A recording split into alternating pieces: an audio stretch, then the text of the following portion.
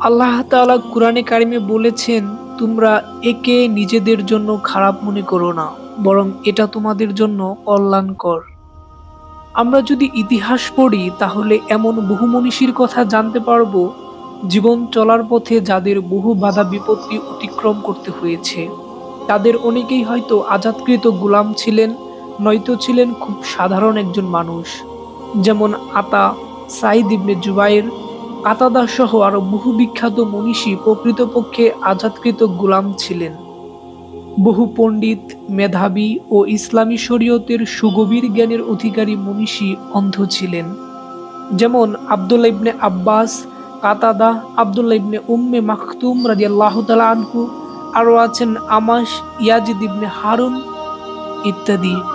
পরবর্তীকালে উলামায়ে কেরামের মাঝে রয়েছেন শাইখ মুহাম্মদ ইবনে ইব্রাহিম তালে শাইখ, শাইখ আব্দুল্লাহ ইবনে হুমাইদ এবং শাইখ আব্দুল্লাহ ইবনে বাজ, এরা সবাই অন্ধ ছিলেন। এমনিভাবে অনেক বড় বড় আলেমগণ কোনো না কোনো ভাবে প্রতিবন্ধী ছিলেন। কেউ ছিলেন অন্ধ, কেউ ছিলেন বধির, আবার কেউ ছিলেন অঙ্গহীন। এমন প্রতিবন্ধকতা থাকা সত্ত্বেও তারা পরবর্তী প্রজন্মকে প্রভাবিত করেন এবং সমগ্র মানবজাতির জন্য অভাবনীয় অবদান রাখতে সক্ষম হয়েছিলেন। আল্লাহ তাআলা কুরআনে কারিমে বলেছেন, তিনি তোমাদেরকে এমন আলো দান করেছেন যার সাহায্যে তোমরা সরল পথে চলবে। সূরা হাদীদ। বড় বড় ডিগ্রি ও সার্টিফিকেটই সবকিছু নয়। আপনি কোনো ভার্সিটি থেকে কোনো ডিগ্রি অর্জন করতে পারেননি বলে হতাশ হবেন না। এগুলো ছাড়াও আপনি সামনে অগ্রসর হতে পারেন, প্রতিষ্ঠিত হতে পারেন। কোনো ধরনের ডিগ্রি ছাড়াই আপনি মানবজাতির জন্য বহু কল্যাণকর কাজ করতে পারেন। বহু মনীষী ও বড় বড় ব্যক্তিত্ব এমন আছেন যাদের প্রাতিষ্ঠানিক কোনো ডিগ্রি নেই, কোনো সার্টিফিকেট নেই, কিন্তু তাদের দৃঢ় মনোবল ও শক্ত প্রতিজ্ঞার মাধ্যমে তারা বহু দুর্লঙ্ঘনীয় বাধা বিপত্তি অতিক্রম করেছেন, সমগ্র মানবজাতির জন্য অসামান্য খেদমত আঞ্জাম দিতে পেরেছেন। বর্তমানকালের মনীষীদের কথা বলতে গেলে বলতে হয়, ডিগ্রি ছাড়া অনেক অনেক বিশিষ্ট বিখ্যাত ব্যক্তি রয়েছে। যেমন শাইখ বিন বাজ, মালিক ইবনে নার, আকাদ আত-আতানবি, আবু জাহরা, আবুল হাসান আলী নদভী, এছাড়াও আরো বহু মনীষী রয়েছেন। পক্ষান্তরে এমনও অনেক লোক আছেন যাদের ডিগ্রি অনেক, বিভিন্ন বিশ্ববিদ্যালয়ের একাধিক ডিগ্রি তাদের আছে, কিন্তু সমাজে তাদের কোনো অবদান নেই, প্রভাব নেই, তারা অজ্ঞাতই রয়ে গেছেন। আল্লাহ তাআলা বলেছেন, তুমি কি তাদের কারোর সাড়া পাও অথবা তাদের ক্ষীণতম আওয়াজ শুনতে পাও? সূরা মারিয়াম ৯৮। অল্পে তুষ্টি এক মহা নেয়ামত। রাসূল করিম সাল্লাল্লাহু আলাইহি ওয়াসাল্লাম বলেছেন, আল্লাহ তোমার জন্য যা বন্টন করে দিয়েছেন তা নিয়ে সন্তুষ্ট থাকো, তাহলে তুমি সর্বাপেক্ষা ধনী মানুষ হবে। আপনার পরিবার, আয় রোজগার ও কাজের প্রতি সন্তুষ্ট থাকুন, তাহলে আপনি সুখী হতে পারবেন। একটি সহিহ হাদিসে বর্ণিত হয়েছে, অন্তরের ধনাঢ্যতাই প্রকৃত ধনাঢ্যতা। ধন সম্পদ আর আসবাবের উপকরণ থাকলে সুখ লাভ করা যায় না। প্রকৃত সুখ হচ্ছে মনের সুখ। আল্লাহ তাআলা আপনার জন্য যা বরাদ্দ করে রেখেছেন তাতে সন্তুষ্ট থাকলেই কেবল আপনি সেই সুখ লাভ করতে পারবেন। এক ব্যক্তি বর্ণনা করেছেন যে, আমি একবার এয়ারপোর্ট থেকে ট্যাক্সিতে চড়ে ড্রাইভারকে শহরে নিয়ে যেতে বললাম। আমি লক্ষ্য করলাম ড্রাইভারটি খুবই সুখী ও খুশ মেজাজি। সে সর্বদাই আল্লাহর প্রশংসা করছে, তাসবিহ পাঠ করছে, শুকরিয়া আদায় করছে, জিকির করছে। আমি তাকে তার পরিবার সম্পর্কে জানতে পারলাম তার ২ জন স্ত্রী ও ২-এর অধিক সন্তান আছে, কিন্তু তার মাসিক আয় মাত্র ৮০০ রিয়ালের মতো, যা খুবই নগণ্য। সে ও তার পরিবার পুরনো এক দালানে বসবাস করে, তবুও তার মনে শান্তি আছে। তাছাড়া আল্লাহ তার জন্য যা বরাদ্দ করে রেখেছেন তাতে সে পরিপূর্ণ সন্তুষ্ট ও কৃতজ্ঞ। এই ঘটনার বর্ণনাকারী বলেছেন, আমি এই ড্রাইভারের মাঝে এবং যারা লাখ লাখ রিয়াল উপার্জন করে, যাদের আলিশান বাড়ি আছে, তাদের মাঝে তুলনা করে এটাই বুঝতে পারলাম, প্রকৃত সুখ ধন সম্পদে নয়, মনে। আমি এক ধনকুবের ব্যবসায়ীকে চিনতাম, যার আয় ছিল শত শত মিলিয়ন রিয়াল। তার বাড়ি ছিল অনেকগুলো, কিন্তু তিনি ছিলেন বদমেজাজি, সর্বদা রাগে টগবগ করতেন, সংকীর্ণ মানসিকতায় ভুগতেন। পারিবারিক জীবনে তিনি ছিলেন অসুখী।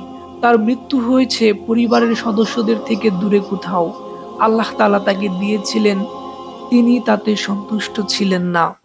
আল্লাহ রাব্বুল আলামিন বলেন, এরপর সে আশা করে যেন আমি তাকে আরো বেশি দিই। কখনোই নয়, সে আমার নিদর্শন সমূহের বিরুদ্ধচারণকারী। সূরা মুদাসসির 15-16। পুরনো জামানার আরবরা মরুভূমিতে নিরালাই শান্তি খুঁজে পেত। শান্তি খুঁজে পেত মানবীয় কাজ কারবার থেকে বহু দূরে। এক আরব কবি তাদের সম্পর্কে বলেছেন, নেকড়ে ডাকে, সে ডাক আমার ভালো লাগে, কিন্তু মানুষের আওয়াজ শুনে আমি পালাবার উপক্রম করি। বিশিষ্ট সাহাবী হজরত আবুজার গিফারি রাদিয়াল্লাহু তাআলা আনহু একবার সপরিবারে লোকালয় ছেড়ে মরুভূমির নির্জন জীবন বেছে নিয়েছিলেন। বিখ্যাত হাদিস বিশারদ সুফিয়ান সাউরি রাহিমাহুল্লাহ বলতেন, আমার মন চাই এমন কোন উপত্যকায় গিয়ে বসবাস করি যেখানে কেউ আমাকে চিনবে না। রাসূল করিম সাল্লাল্লাহু আলাইহি ওয়াসাল্লাম বলেছেন, অচিরেই মুসলমানের উত্তম মাল হবে ছাগল বেড়া, যা নিয়ে সে ফিতনার ভয়ে তার দিন রক্ষাকল্পে বৃষ্টিবহুল এলাকা ও পাহাড়ের চূড়ায় চূড়ায় পালিয়ে বেড়াবে। মুসলমানদের নিজেদের মধ্যে ফিতনা ফাসাদের সময় একজন মুসলমানের জন্য নিরাপদ পন্থা হলো তাদের থেকে দূরে থাকা। যেমন উসমান রাদিয়াল্লাহু তাআলা আনহুকে যখন অন্যায়ভাবে হত্যা করা হয়েছিল, তখন অনেকেই নিরপেক্ষ ও নির্জন জীবন বেছে নিয়েছিলেন। আবার অনেকেই হিজরতের পথ অবলম্বন করেন। তাদের মধ্যে আব্দুল্লাহ ইবনে মাসলামা রাদিয়াল্লাহু তাআলা আনহু ছিলেন। আমি এমন কিছু লোককে চিনি যারা অভাব অনটন ও দুর্দশাগ্রস্ত। তাদের এই অবস্থার একমাত্র কারণ এই, তারা আল্লাহ তাআলার থেকে দূরে সরে গেছে। আপনি দেখবেন তাদের মধ্যে এমনও লোক আছে যে ধনী, সুখী ও সুস্থও ছিল, কিন্তু পরবর্তীতে সে তার প্রভুর আনুগত্য থেকে দূরে সরে গিয়েছিল। নামাজ আদায় করতে অবহেলা করত, বড় বড় গুনাহের কাজ করতে শুরু করেছিল। ফলে আল্লাহ তাআলা তার সুখ, স্বাস্থ্য ও সম্পদ ছিনিয়ে নিয়েছেন এবং তার পরিবর্তে তাকে দুঃখ, দুর্দশা ও অভাব অনটন, সংকট সংকীর্ণতা দিয়েছেন। এখন তার এক মুসিবত শেষ হতে না হতেই আরেক মুসিবত এসে দেখা দেয়। এক বিপদ থেকে উদ্ধার হতে না হতেই আরেক বিপদে পতিত হয়।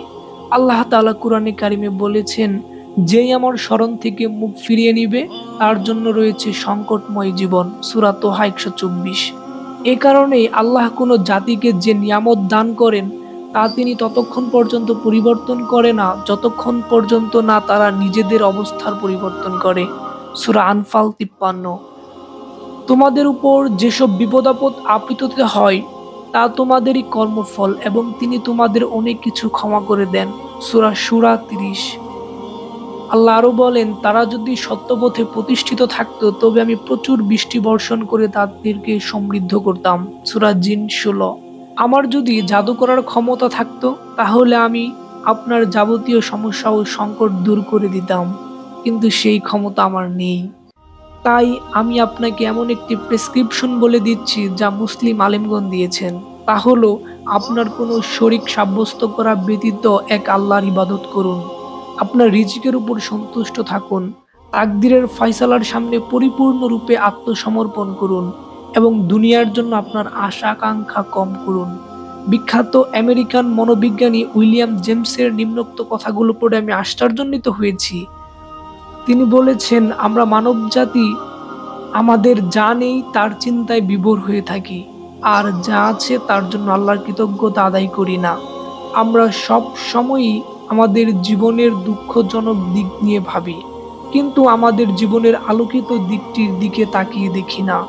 আমরা যা হারিয়েছি তার জন্য দুঃখ করি, কিন্তু আমাদের যা আছে তা নিয়ে আমরা সুখী নই। আল্লাহ তাআলা কুরআনে কারিমে বলেছেন, যদি তোমরা কৃতজ্ঞতা স্বীকার করো তবে আমি তোমাদেরকে আমার নিয়ামত আরো বাড়িয়ে দেব। রাসূল করিম সাল্লাল্লাহু আলাইহি ওয়াসাল্লাম বলেছেন, আমি আল্লাহর কাছে এমন আত্মা থেকে আশ্রয় প্রার্থনা করি যা তৃপ্ত হয় না।